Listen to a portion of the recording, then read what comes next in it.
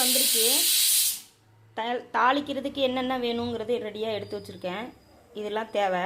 எண்ணெய் ஊற்றி கடுகு போட்டு கருவேப்பிலை பட்டை மிளகாலாம் வணக்கிக்கணும். வெங்காயம் போட்டுக்கணும். மஞ்சத்தூள் கொஞ்சம் போட்டுக்கலாம். குக்கர் விசில் அடிக்குது.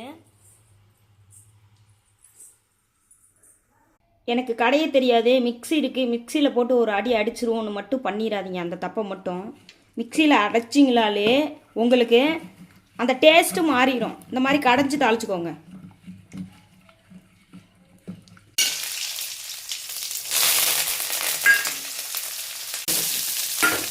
இந்த பட்டை மிளகாய் இதெல்லாம் வணங்குறது செம்ம வாசனையாக இருக்குது. இதை வணக்கிட்டு இதில் கொட்டிட்டு ஒரு கலக்கு கலக்கிடுங்க மட்டை போட்டு. அவ்வளோதான், குழம்பு ரெடி. மட்டை போட்டு ஒரு கலக்கு கலக்க போகிறேன்.